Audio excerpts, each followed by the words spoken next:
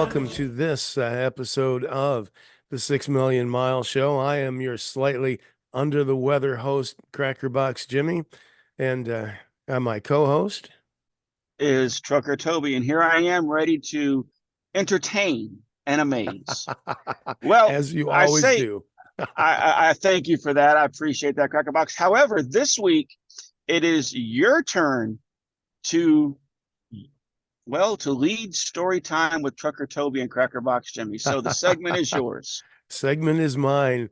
And this is story time with Trucker Toby and Crackerbox Jimmy. And this week, tell you what, trying to top the flying midget story from the last episode is really hard. And I don't have any old stories about flying midgets. So, man, yeah, well, this one time, driver, you're not gonna believe this. All good stories start like that. I was Trucker going Tale. yep, I was going across 20 in rural Ohio, and in two-lane section of road, and come to the top of this grade, and you could see it drop down into this long valley and then went back up the other side. And at the bottom, at the very bottom, dead center of this valley, was, a narrow bridge because it was a two-lane road. And there's another truck coming over the top of the ridge coming down at me. And I'm looking, and we're gonna meet on this bridge if somebody didn't do something about it. So I fired up the radio, and I asked that guy. I said, "Hey, Hand, we're gonna meet down on the bottom of the right. We're gonna meet right on the bottom of that bridge together. We're gonna pass each other on that bridge."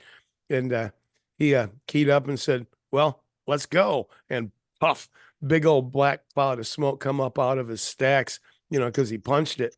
So I thought, okay, I'm like 22 years old. I'm thinking, okay, this sounds like a good time. This might be fun. So I put it right to the floor, and we passed each other at about 65 miles an hour on that narrow bridge, like just mirrors were just inches apart.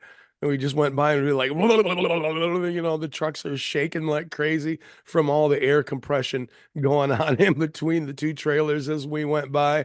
And we went past, and we went by with the horns just blowing, just having a good old noisy trucking time. And we got to get past the bridge, and I'm going up the hill. That old boy keys up on the radio and goes, "Oh boy, man, that was a great time. You want to turn around and do it again?" I said, no, and kept on going, man. But you don't think about when you're 22, you don't think about your mortality very often. You're still indestructible at that point. It was just an awful lot of fun. It was a stupid thing. Don't try this yourself. It was a dumb thing to do, and I was stupid for doing it, but boy, did I have a good time.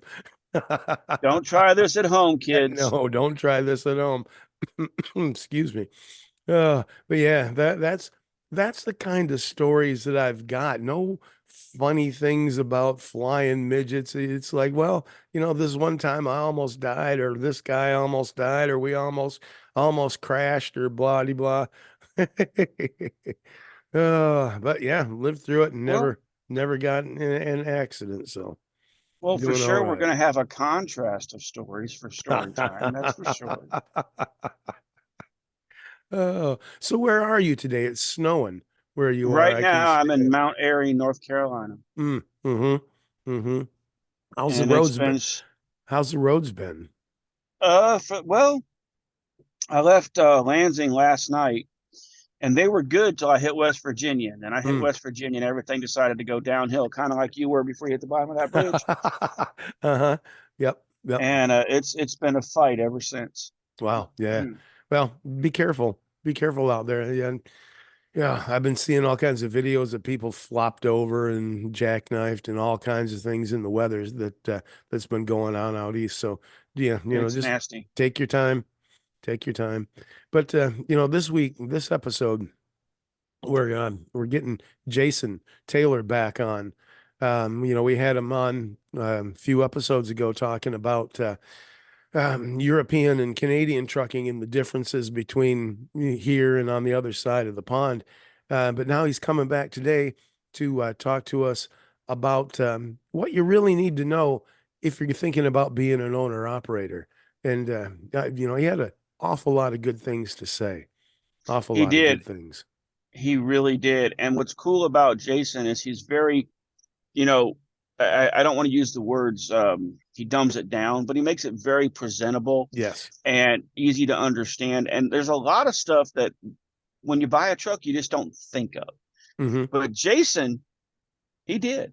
Mm-hmm. He thought of it, and laying that plan out for the future generation of owner operators. I think this episode is going to give them a lot of information. Plus, if I understand correctly, there's actually a continuation of this, and there's more to come on this master class as an owner operator. Mm-hmm. Mm-hmm. So we've got more to cover, which I'm looking forward to that too, because I learned Yeah. a lot talking with Jason this last time. Stuff I didn't know. Hey, did you know owner operators can get health insurance? Who knew? Who knew? Mm-hmm. Mm-hmm. I think this is going to be really good information for people. Um, a lot of companies are saying, well, hey, why don't you just lease a truck from us and you can be an owner operator, and then they're out there losing their butts, losing their money, not making a profit because they don't understand what they're really getting into. And to, just if we end up helping somebody make a good decision about whether they want to be a owner operator or not, I think we've accomplished our mission. But unless you got anything else to say, Toby, why don't we get into the episode and see what Jason has to say to us? Let's jump into it. All right, here we go. All right, Jason. So we're going to talk about being an owner operator, all the pros and cons about it. Where do you want to kick the discussion off here today? I think the first thing is asking yourself, why do you want to become an owner operator?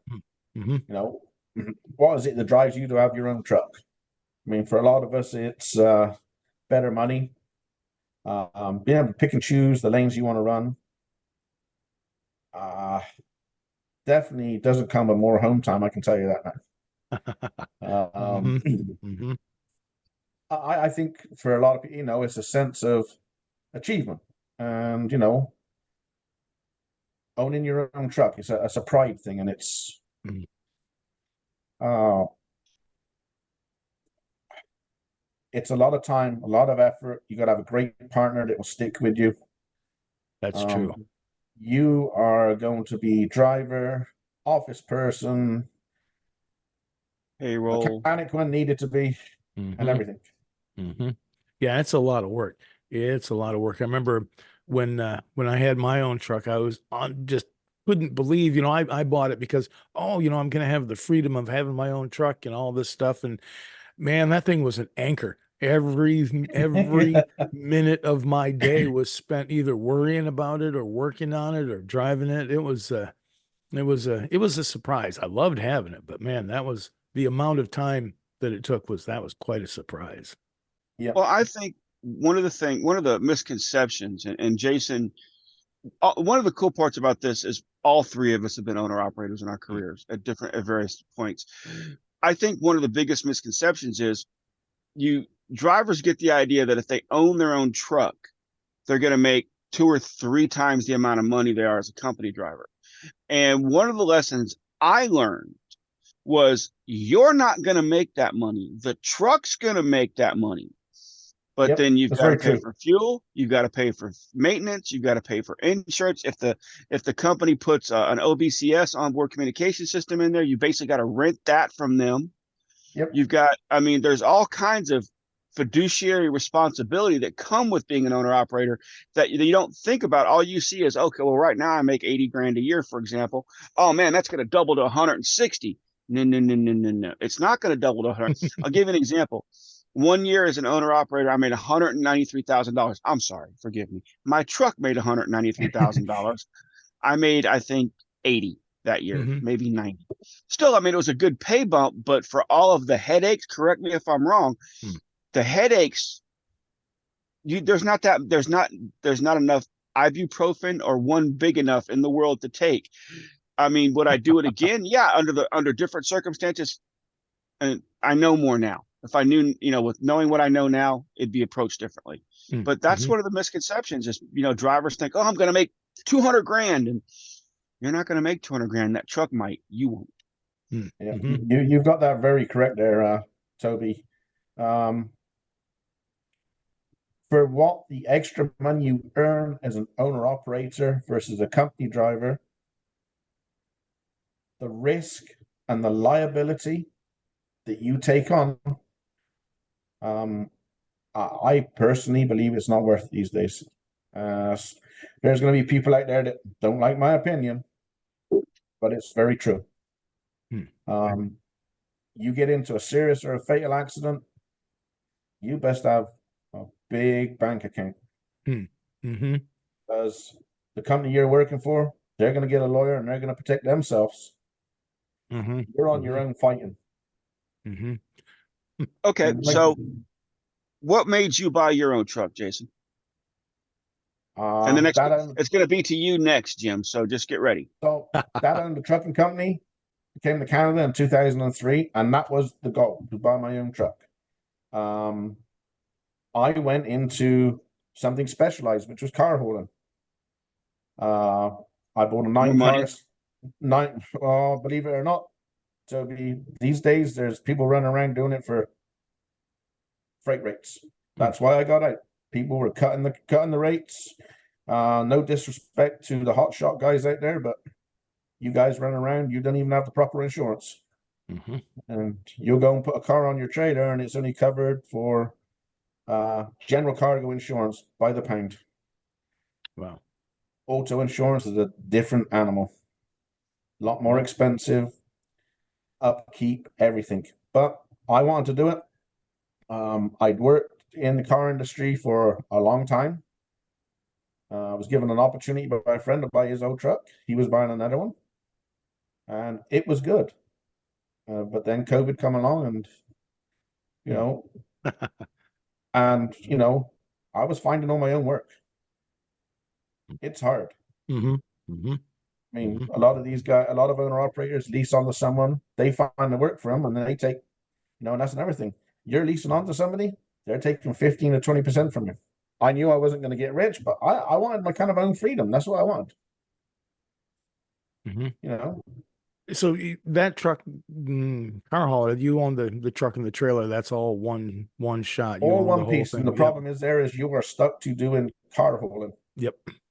You can't drop that trailer off and go and do something else. Unless you run a high mount, which is, you'll see a lot of them running up and down the road, which is a 5307, 5308, 5309 trailer behind a normal tractor unit.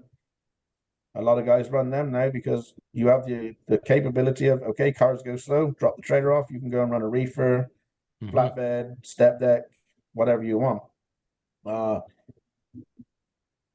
It's a very one-dimensional business if you buy a Stinger. And then you have to learn when to say, enough's enough, and walk away, or you become bankrupt. Well, that's kind of what happened with me when I bought my truck. It was very, very specialized. It was extremely specialized. It was a Michigan Special, if you know what those are. It's had the wide front tires. There was had a double frame front to back. Wow. 44,000 pound Hendrickson suspension, walking beam suspension. 8V72 Detroit diesel. The thing was a monster. It would pull, but we were grossing over 160,000 pounds. We were hauling scrap steel in double bottom dumps through Michigan, like running around the auto factories and then going down into Detroit and Pontiac to the foundries and the scrap yards and whatnot. And I got into it because my dad was a manager at one of the GM plants, and so there was an in to get into a company. Good contracts. The rates for the scrap metal were when we got into it were still pretty high. So there was a lot of money to be made. But the maintenance costs on that kind of a vehicle, because of the wear and tear, was ridiculous. You had 42 tires on the thing, for one thing. I and got a and flat. Which one? I don't know. I don't know. It just tore the truck apart all week long. So you spend your weekend on repairs. But then in the mid 80s, early to mid 80s, the price of scrap steel started to drop. And it actually got down to a point that if you just starting the truck up, I was already losing money, because it was costing more to operate the truck than the truck was generating, and we held on and held on and hoping that the rates were going to come back up on the scrap steel, and it never did. So before we were, because my dad and I went into business together on it, before we just completely lost everything. We sold the truck because it was too specialized. Again, like you're talking about, Jason, with the Stinger, the truck weighed too much to go put it onto a freight carrier. And there was no way, even if we took the full wet kit off with the extra heavy duty suspension and the heavy duty double frame, all that gear on there, it was too heavy to pull freight. So yeah, that's lesson one. Don't over specialize. If you're Yep. gonna, yeah, don't over specialize. See, like in my case, I signed on with the company that I drive for now, Mhm. driving dedicated freight. And you would think that driving dedicated freight, you're making more money, like for example, let's say you make 60 cents a mile as a company driver, then you make $1.10 as an owner operator. So you think that's a 50-cent bump. But in hauling dedicated freight, it's easy money because you know where you're going to be, you know the route, you know how many miles. The problem I ran into was, number one, and Jason, hopefully you and Jim will agree with this. You've got to know how much it's going to cost to run that truck every mile. Oh, you've got that right. Mm-hmm. Because if you don't, then you're actually going to wind up, like, I'll give you an example. In my particular situation, it wasn't maintenance on the truck. I had a family tragedy, and then I got sick, and I couldn't drive anymore, and I actually had to turn the truck in because I got sick, and I couldn't drive. I couldn't do nothing, and I actually had to let the truck go.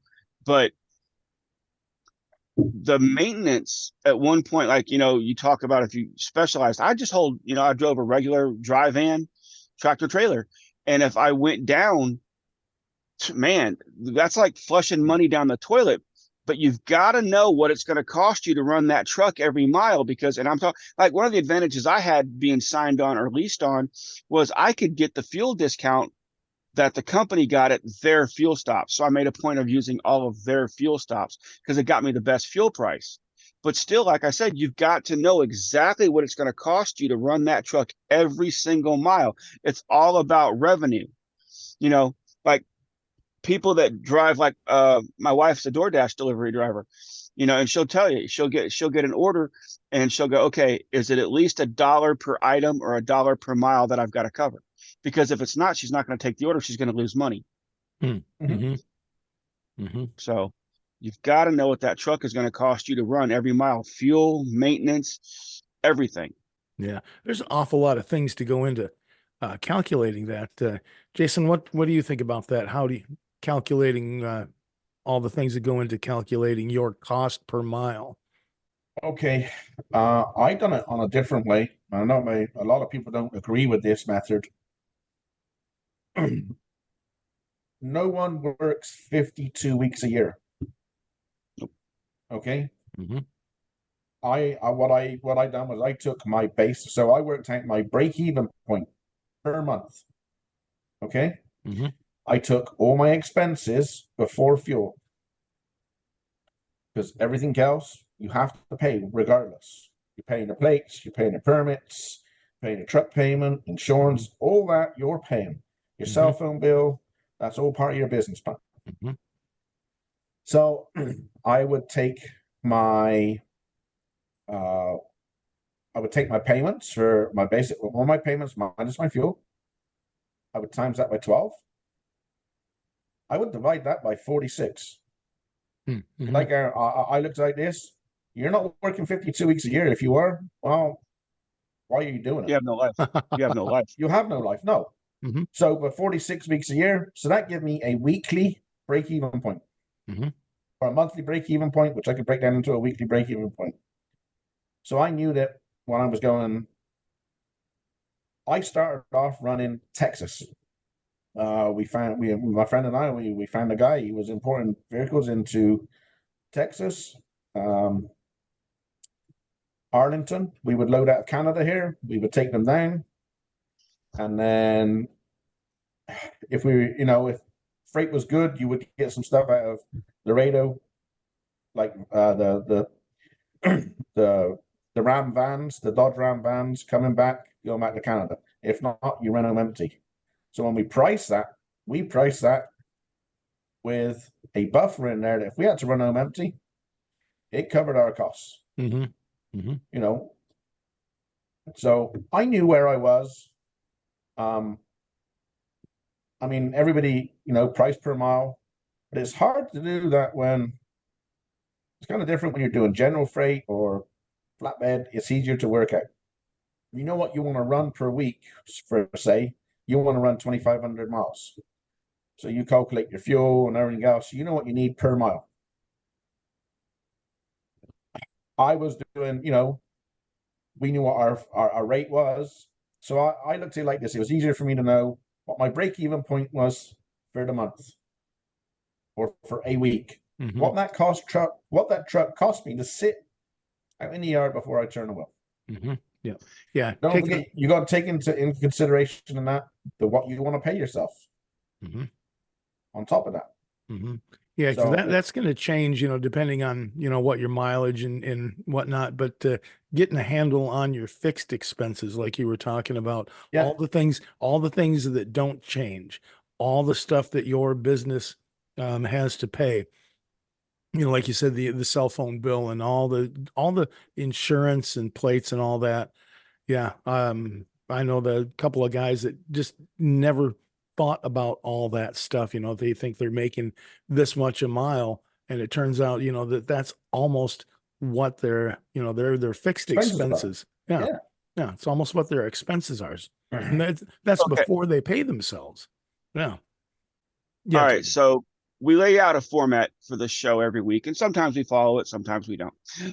So this episode, we laid out, the first thing was to cover why you wanted to be an owner operator. Yep. The next thing was business plan. So right now we've covered the, why do you want to be an owner operator? Why? You got to ask that, what's your why is a question you'll hear a lot about in today's society. What's your why? Well, that question, we've addressed that. They've got to find that. So, and what would you, Jason, and this is part of it, it's why I'm asking, what else would you include in a business plan? Because you got to have a solid one for any type of business, but trucking isn't unique in this. But what items or criteria would you include in that business plan to make sure it's solid before you ever approach starting to buy the truck? Fixed expenses. Find a good CPA. Don't use anybody like Jackson Hewitt or H&R Block. Oh, what do you mean? H&R Block are good, Yeah. No, that's one of the things. Great accountant, but before you do all that is, how are you going to register yourself? Are you going to be a sole proprietor, which means you take all the liability? Kind of sucks. For an LLC. Well, or no, sole proprietor. Just like a sole proprietor is if you buy the truck and you use your social security number, you don't form a company. That's right. Okay. Okay. And a lot of people don't know that. A lot of people don't know that if you buy a business or you do business as, then, like my wife is a sole proprietor. So she does business under her social, not under an EIN. And we have some guys where I work that, they were incorporated and they've gone back to being sole proprietors. There's good and bad and everything. The bad side of that is you are protected from nothing. Nothing. Mm-hmm. You're responsible for everything, protected from nothing. And that's one thing you need to understand. You get in a fatal accident or a serious accident, you're going to lose every last thing you own if you're found guilty. Yeah. I'm sorry to, like I say, some people are not going to like what I have to say. Mm-hmm. I'm just pointing it out in a pure and simple matter with my experience. Mm-hmm. Next thing is the LLC, limited liable company in Canada, or an LLC like you guys have. And the last one after that is your incorporation. Making sure to get registered properly is very important. Making sure you got a great accountant to help you sort all that out, even better. I mean, you're not just gonna, if you think you can do all your accounts on your own, man, you're crazy. How I done it with If my you got that accountant. much time, if you got that much time, you ain't doing a lot of driving. Yeah. Well, what I done with my accountant was I used QuickBooks and she used QuickBooks. I would input everything on a weekend when I come home. So even when I was home, I was working. I was either doing paperwork or I was repairing the truck. So I would put everything in. Every month I would download it onto a flash drive, drop it into her. She would go over and double check. It makes it easier than just paying for them to do it all the time. You're saving a lot of time for them. All they're doing is going through, making sure everything's in the right category, everything looks good. My accountant dealt with the CRA, or as you call it, the IRS, which after 3.5 years, I'm still having fun with. Everything with your business plan is very important. Study the area that study the area that you want to go into. I worked in car hauling for a long time. I didn't just jump in and buy that truck. I had 15 years, 12 years experience before I went and bought that truck. Of understanding the rates and ups and downs and pitfalls and everything of that thing. It's, you've got to understand, if you're going to go and do dedicated like you're doing, Toby, or, scrap metal, you've got to understand that field. There's no point to saying, I'm going to buy a truck and hey, I'm just going to strip on with any company. That's a recipe for And that disaster. happens more than you think. I That's know it the does. problem. I know it does, Toby.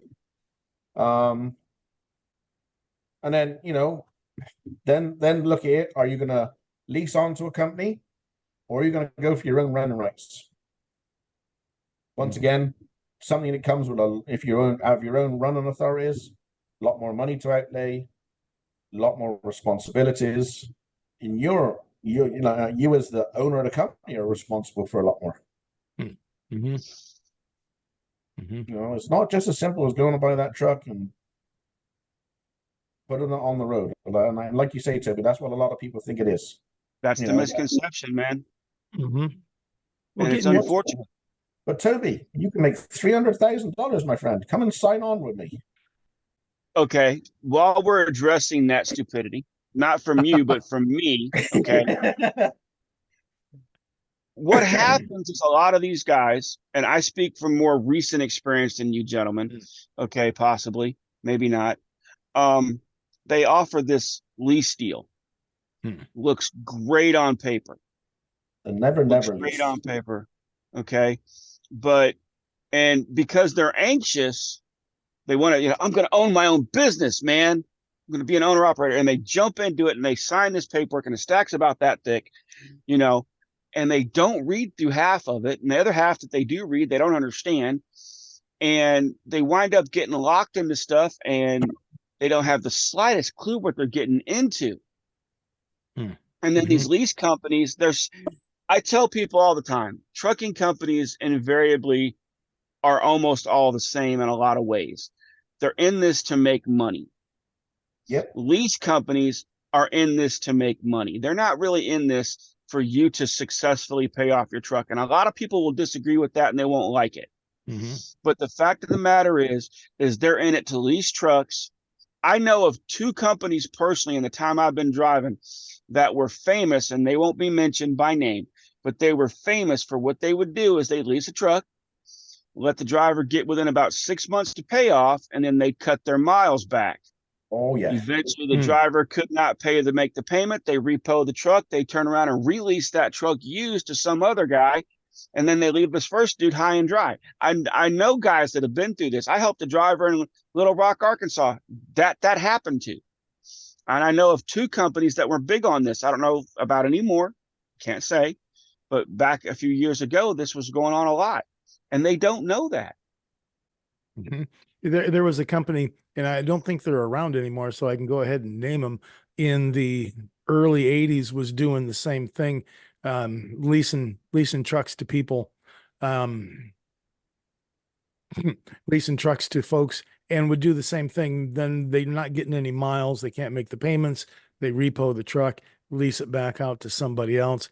Yeah, that's been a scam. The company made money hand over fist, but the drivers, no, man, those guys, everybody that I've ever talked to, that, oh, you were one of those guys. They're like, yeah, that was terrible. That was just a bad deal. And there's a lot of those bad deals out there. You know, you really got to, if you're going to do something like that, you really got to read that whole packet of paper. That's for sure. Not only that, no, like Jason said, you got to know what freight you're going to be hauling, or whether it's going to be specialized or general freight, all kinds. You know, do your research. You know, okay, so we covered, you know, the opening statement. Why do you want to be an owner operator? We covered the business plan. What else have you got on the business plan, Jason? We got an accountant. You got your paperwork. We got your expenses. What else on a business plan needs to be included? Well, like I say, where you're going to be, what you're going to file yourself as, sole proprietor, LLC, incorporated. That's important because each one carries different responsibilities. And can I say this? Doing an LLC is considered right now to be the most popular and the best, most beneficial, because it protects your personal assets more.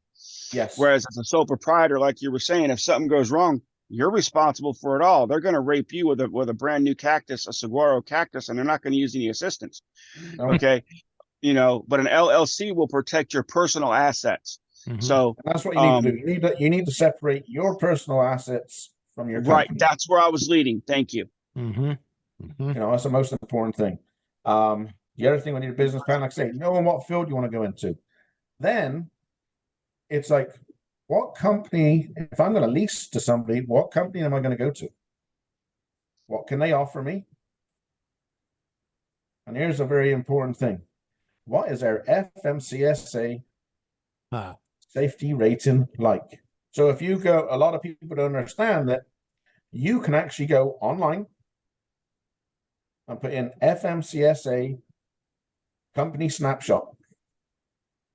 As long as you have that company's DOT number, or if you want to put in their company name, you'll be able to search it. You can bring up their previous 24 months of inspections. You can see everything. The only thing it doesn't allow you to see at present moment, it will show you how many crashes they've had over the previous 24 months, but it won't tell you what they are, but it will give you a basic outline. But it will show you hours of service, maintenance. You can't see the drug and alcohol sector. I'm trying to think what, there's like 4 or 5 sectors. You can go through it. Believe me, some companies make very good reading. Yeah. You know, one that was in a video snapshot we seen not long ago, you know, where he tried to ride the rail going around the the country lane. Yeah. You need a whole week to read their previous 24 months. Oh man. And the question I ask is, how does our DOT allow these companies to stay in business? You know, you look at that, you look at the FMCA score, CSA score, their safety scores, you look at, you know, what their freight rates have been like, what kind of freight they haul. Like, are you going to make more money over the road? Talk to drivers. Am I wrong, Jason? Talk to drivers. No, that's the most important thing. Go and speak to the drivers that they're actually working there. Now, some are going to give you a story of, you know, roads paved with gold, because that's how they are. But if you speak to enough drivers, you're going to find out exactly what it's like. And there's a lot of places online, a lot of, you know, Glassdoor is a good website to check out things. But I've noticed on those websites that there's almost no one that says good things. Those are places for people to complain. You know, I cannot think of one good review that I've ever read of any trucking company. You know, it's just the complainers get on there. But, you know, at least you can see what they're complaining about, you know, and after you've been in the business for a while, you can tell, you know, read somebody's complaints and determine, you know, whether or not those are really legitimate complaints or not. But, you know, coupling that with the FMCSA score and whatnot, you can get a pretty good idea, you know, of companies like to work for, talking to the drivers and all that. Yeah. Yeah. And that's really important. You know, look at their equipment. Mm-hmm. Is it kept clean? Is it well maintained? You know, Do they have, like the company I drove over 1.5 million miles for? They had terminals located all over the country, and each of those terminals had a shop. yep, You know, does it have a shop? Is it a full service shop? What I mean by full service shop, and you guys know what I mean, but a lot of these younger guys won't. Can they do all work on site, or do they have to send the smallest thing off to a dealership? Because if they send it off to a dealership, you're going to lose even more money because you're going to be behind the 8 ball. You're going to be sitting even longer. Mm-hmm. So a full service shop, here's another thing. Is there a shop for that particular truck near where you live? I bought a Freightliner Cascadia. That was my truck that I bought, and I bought it for a very specific reason, because TA Petro are at Freightliner service points, because there was a Freightliner dealership near my house. Mm-hmm. So if I went down, the odds are I could either be close to a place that could get me to a place, TA Petro for something minor, or if I went down for a while and I could get home, at least I'd be down at home instead of at a hotel somewhere. yes. Hey, Crackerbox, Yeah. What's up, Toby? did you get your card yet? I did. I got it right here. I opened it up this morning. I got mine. Is yours the cool metal one? No, I got the second card. I got the plastic card. Did you get the metal card? Oh yeah, I got the metal one. You beat a mugger up with this thing, man. Tell folks about this card. What is OTR Clutch? Well, OTR Clutch is a banking solution by OTR Solutions. It's designed for truckers and the trucking industry. Mm-hmm. It's for truckers individually and for small fleets and businesses. Mm-hmm. And it's backed by Thread Bank. So it's FDIC insured. They've got the free overdraft. Mm-hmm. They have, they also have the automatic savings account. I mentioned that they're FDIC insured. Download the app, or you can go to the website, otrclutch.com. I agree. I was really impressed by a lot of the features, but the thing that really impressed me the most, having been an owner operator way back in the day, their factoring services. And the other thing about that's cool is it's free for owner operators. Yeah, I'm sitting here while we're talking. I'm looking at the OTR Clutch page, and they have end-to-end encryption on their app. You get unlimited cash back, no fees, no minimum balance. There's no credit check either. Yeah. I'm really happy that our company, the 6 Million Mile Productions, has decided to go with OTR Solutions and the OTR Clutch account. It's I think it's going to work well for us for everything that we're doing. Yep, I like it.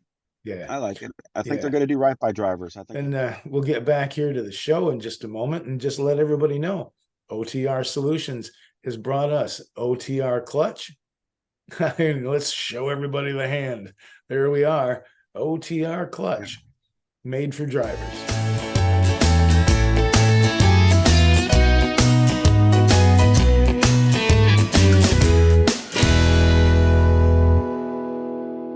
And another part of your business plan is making sure you have enough operating capital. Mm-hmm. Mm-hmm. You just don't go and buy a truck and then, I've got a couple of thousand in the bank, I'm okay. No, you need a good chunk of money. Mm-hmm. You're buying a used truck. You need. I had 15,000 in the bank when I started. After I paid for everything. Mm-hmm. My first, my deposit and my upfront charges for my lease and all my other stuff. I had 15K in the bank. A lot of people don't realize. You got to understand. You might go down the road. You have a used truck. You blow the transmission. Mm-hmm. You're 7,500 to 10K gone straight away. Yep. I got bad DEF. Had dirt in it. And it blew the entire DEF system in my truck, $13,000. Mm-hmm. Yeah, it's got a lot more expensive since then, Toby. Well, another thing to think about with the cash flow, you're going to run, and when do you get paid? What's the settlement agreement? When is that money going to come in? Because especially when you're first starting out, it's going to take a while for the revenue to come in for the stuff that you've run. Does the company pay on 30 days? Are they paying weekly?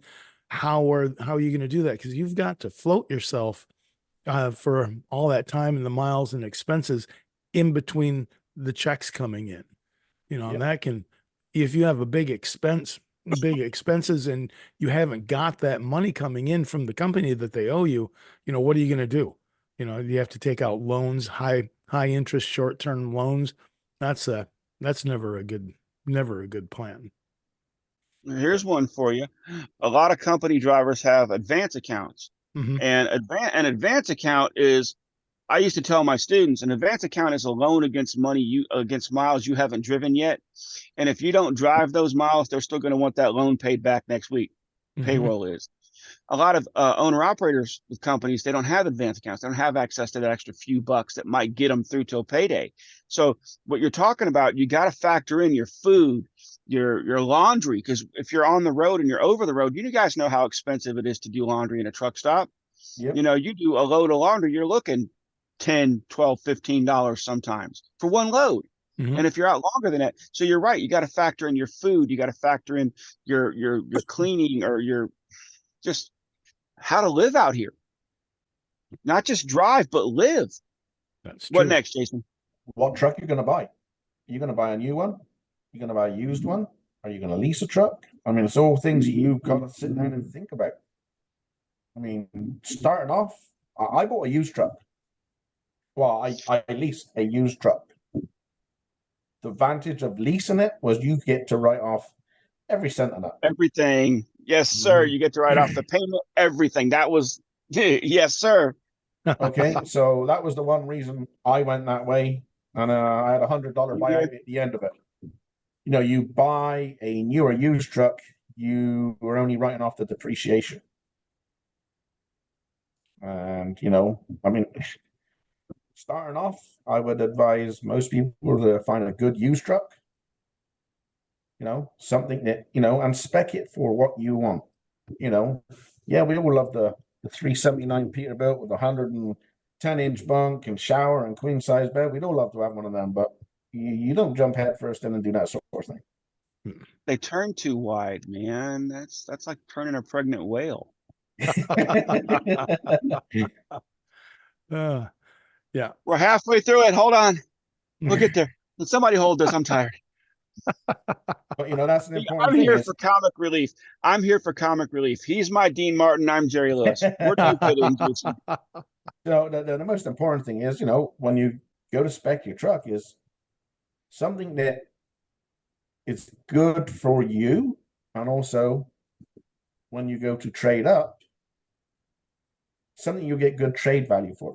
And going back again to what I was saying, with the truck that I had being so specialized, it had limited value because it was then when it was time to get out of it, it was hard to sell it because it was It's too specialized. too specialized in an industry that was really in a section of the industry that was having a really hard time, so we had just barely got rid of the thing for what we owed on it. It was dicey. That was dicey.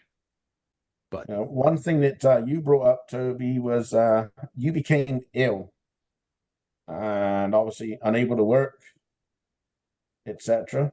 It's surprising how many guys do not have their own benefits, and on top of that benefits part, an insurance that should they fall ill and not be able to work, they have some income coming in. mm-hmm. Okay, Jason, I'm going to ask you this question, and I say this as sincerely as possible. Do me a favor, educate me on that part, because this would have saved my bottom. I was diagnosed with lung cancer January 11th of 2021. Now, I did not have lung cancer. It was a misdiagnosis. But for the next 18 months, I was pulled off the road.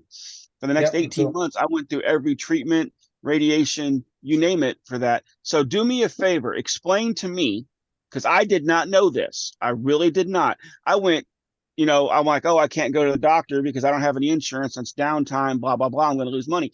And that's what happens. So educate me. And while you're educating me, educate our listeners out there. Okay, so what can you do? How? Okay.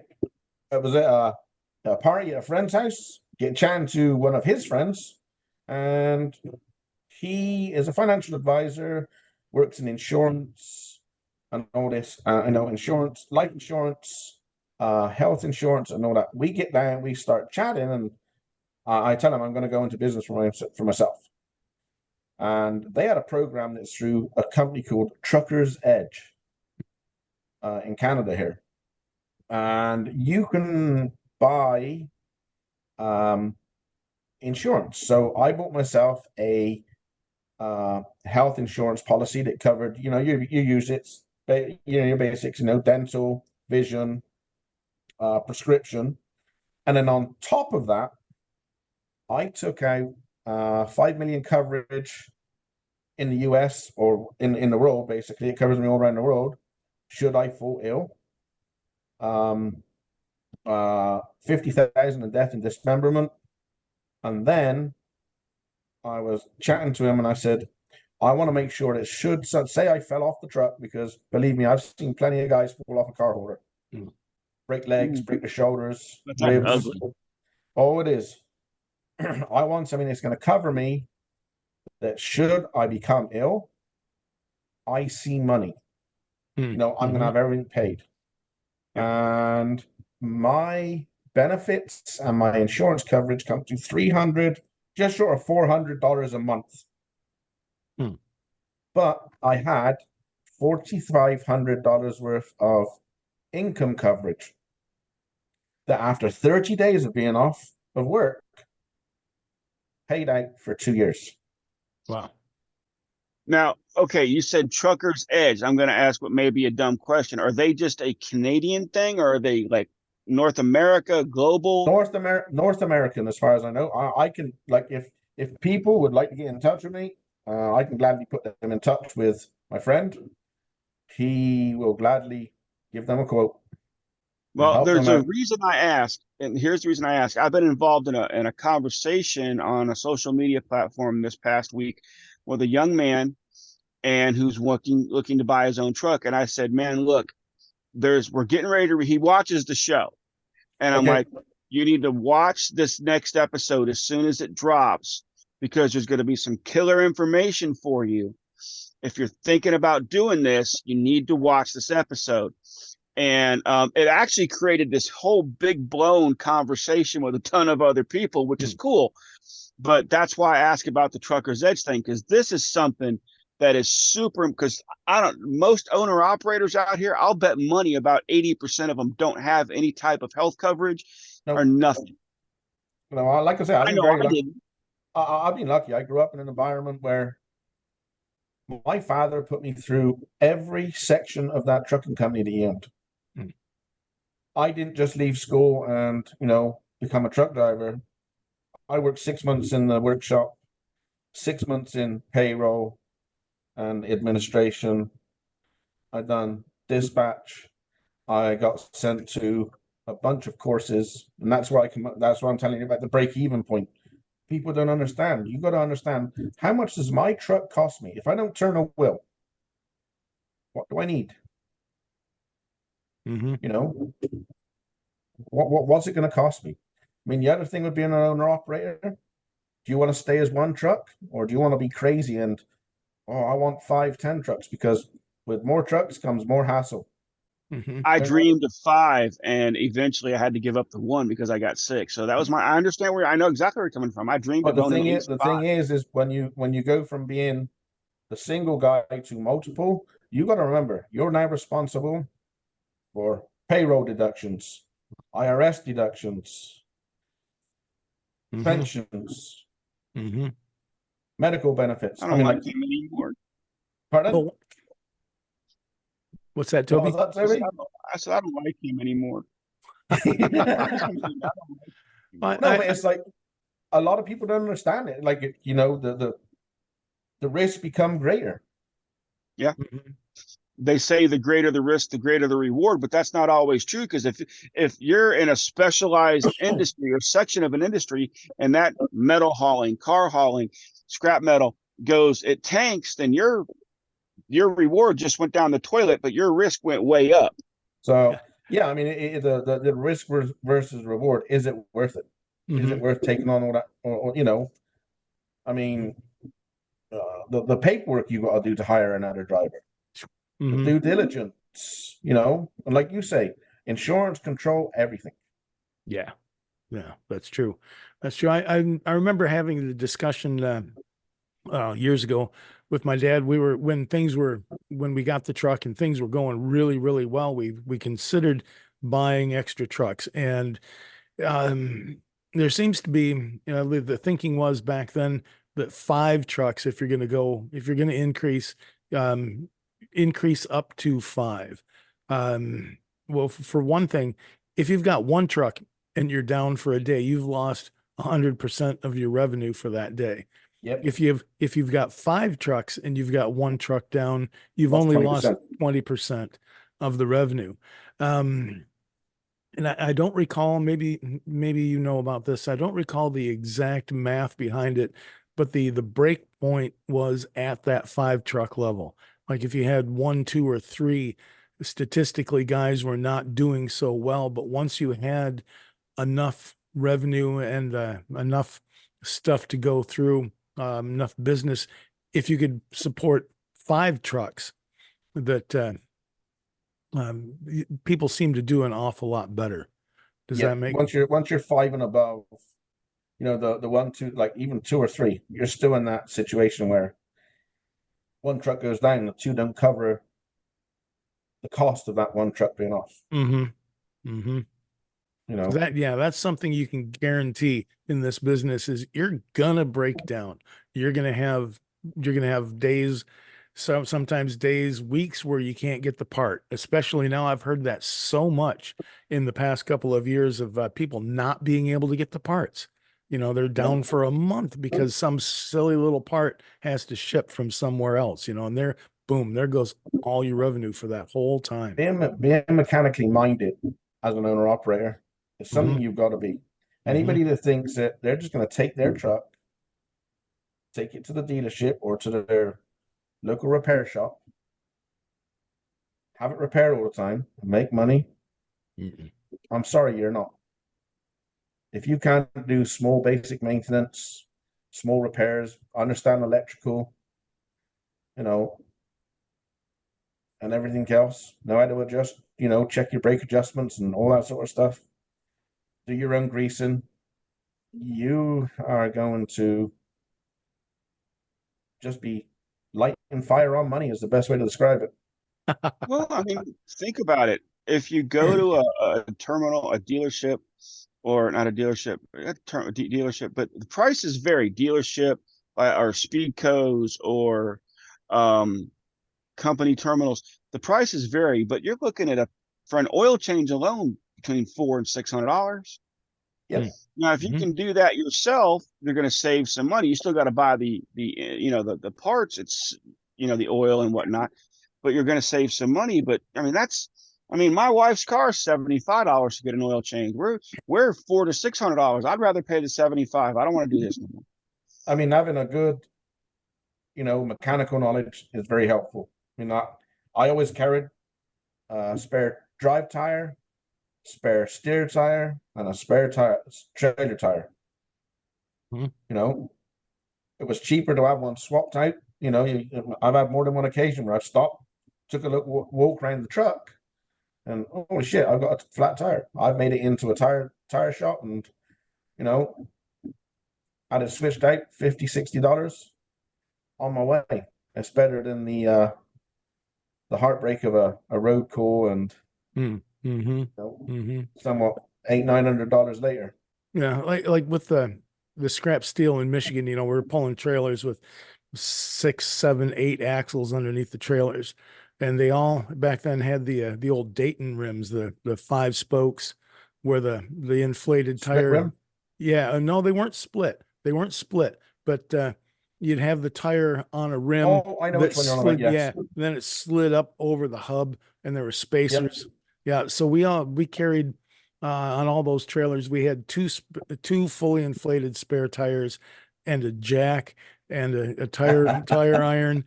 If I had a flat tire with that thing, I pulled over on the side of the road and jacked that thing up and swapped it out right there.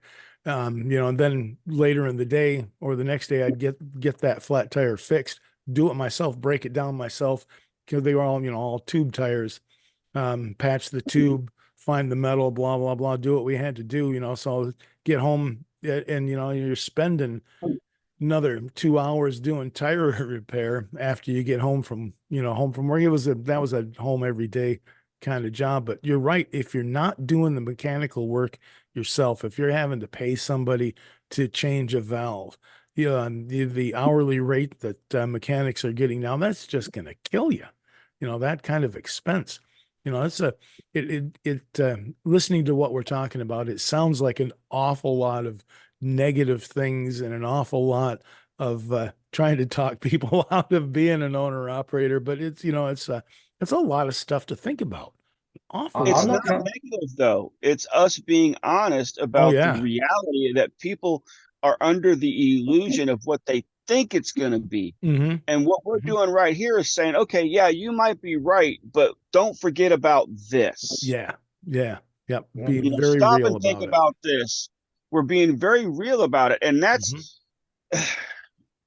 I think that's, I'd have rather had this, I'd have listened to this episode 6 years ago. Mm-hmm. Where were you guys then? Like I'm not discouraging no one No. from buying a truck and being an owner operator. What I'm trying to tell them is think very seriously, Mm-hmm. take into account, especially your risk and liability. I mean, even as a truck driver, me and you, Toby, we're company drivers. We get into a serious or a fatal accident. This is how the company's going to look at it. Well, we trained him. He's prepared for everything. They protect themselves. Mm-hmm. Bring up the point we were talking about before we started recording the episode today. When I was dispatching, had this guy with 30 years experience, no accidents, fantastic guy, good driver, had an accident. Then he had a second accident, and the insurance company forced us to fire this guy because accidents, quote, they say, come in threes. So, there he goes. He's out. He was just out, right out on his butt, because the insurance company dictates everything. They dictate who can get hired, who gets fired, and the companies, and they hold the insurance costs. Well, if you're going to keep this guy, we're going to have to jack your rates up and blah, blah, blah. So the company's going like, no, nope, sorry, you got to go. That's. And here's an interesting point to address there. My wife, somebody hit her car about a month ago. Mm-hmm. She was not in the car. The car was in a regular parking spot. She was nowhere near the car. Somebody hit her car. Our insurance went up. Yep. Mm-hmm. And so the point I'm trying to make is the smallest thing, you don't even have to be present for it to happen, but the insurance companies are going to look out for themselves and they're going to raise your rates. So there's a lot here. I mean, when we have a lot more to cover, I know, but there's just so much that knowledge is what this episode is about. That's what we're about. But passing on the knowledge, passing on the information, and then let them make the best decision they can. It's kind of like, in a way, being a parent. Our job is to pass on the information, give them the best possible outcome, the worst possible outcome, and go, okay, now it's up to you to decide what you want to do. Mm-hmm. Don't misunderstand. I'm not adopting every wannabe owner operator out there. That's not the point here. Well, being an owner operator, when I got into trucking, that's what I wanted to do. There was, the visions of glory. I'm going to own my own truck, like we were talking about at the beginning. And then all of a sudden you go out and you do it. And all these things that you didn't realize, all these things that are going to go wrong, that are going to be problems, and as an owner operator, you're taking all that on yourself. There's nobody else. If your truck's down, there's not a backup truck. You don't get to jump into somebody's, the company truck that they saved a slip seat when other trucks are down. All that stuff is now on you. So having this kind of information ahead of time, getting to hear some people talk about, all the things that went wrong when I did it, and all the things that went wrong when Jason did it, and all the things that went wrong when Toby did it. You know, if that's what you want to do, if you want to be an owner operator, if you think you've got what it's going to take, then by all means go do it. Give it a shot. You know, just know what you're getting into before you step into that water. Yeah, have as much information as you can going in. Go Mhm. in with your eyes wide open, prior previous planning. Mhm. Yeah. You I know, had a friend that had 5 trucks. Mhm. Okay. Lost everything. And this is what happened. One of his drivers one night stopped to get a coffee.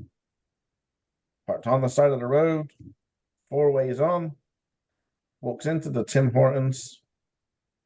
Some drunk person runs right into the back of the truck. Mhm.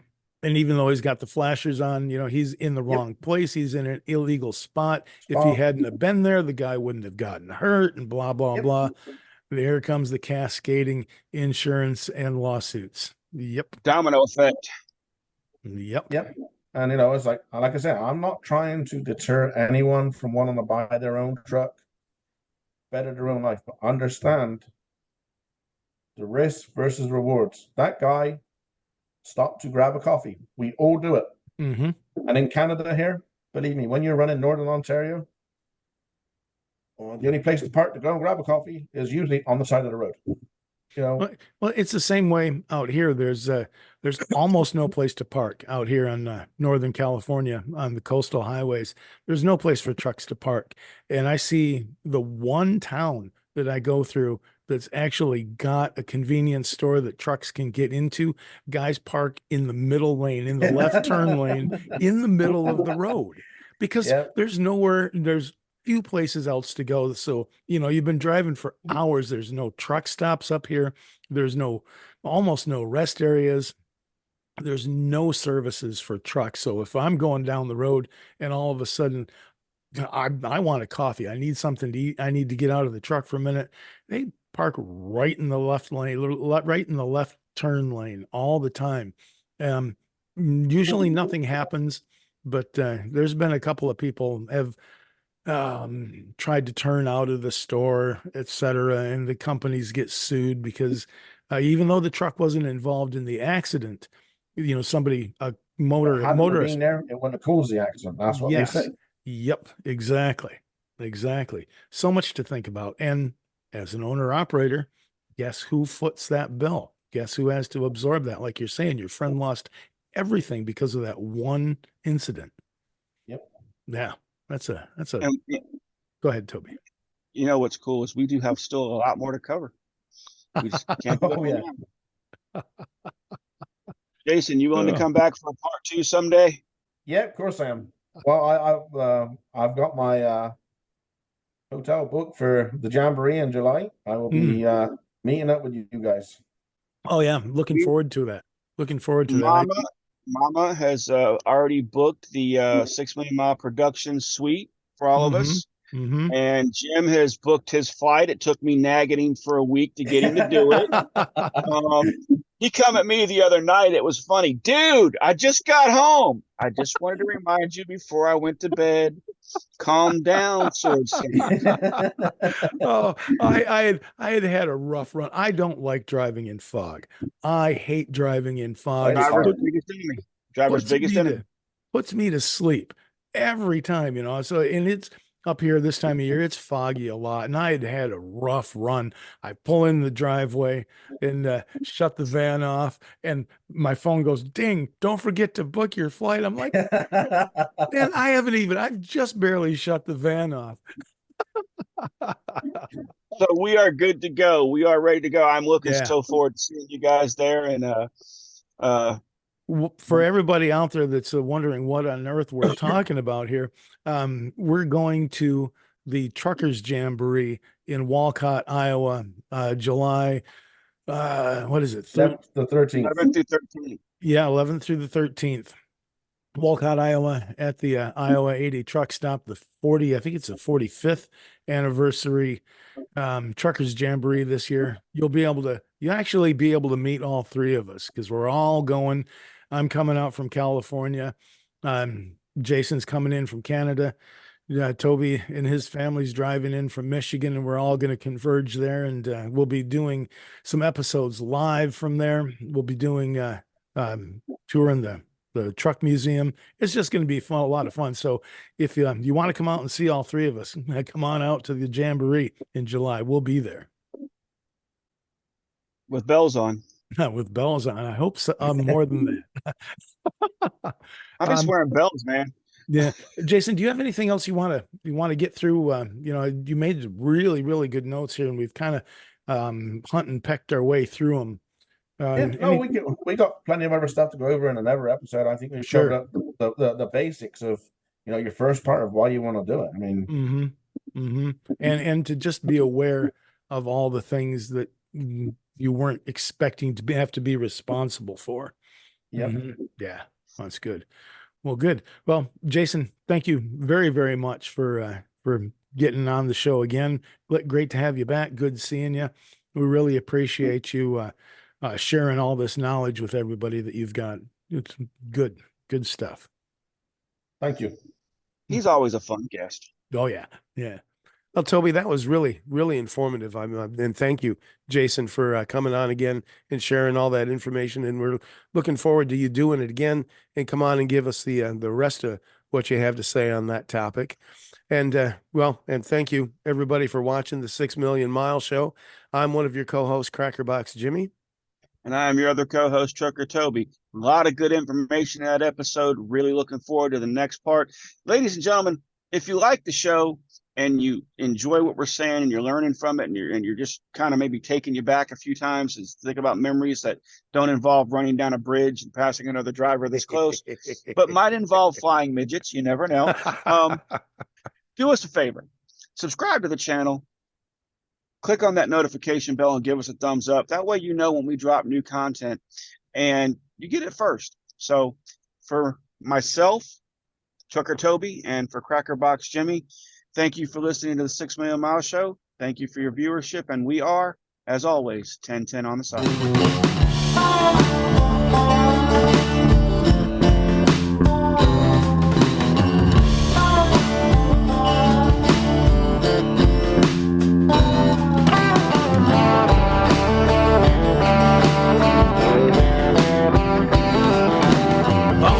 Bone shaker, rattle my head. You got a shake that's loud enough to wake the dead.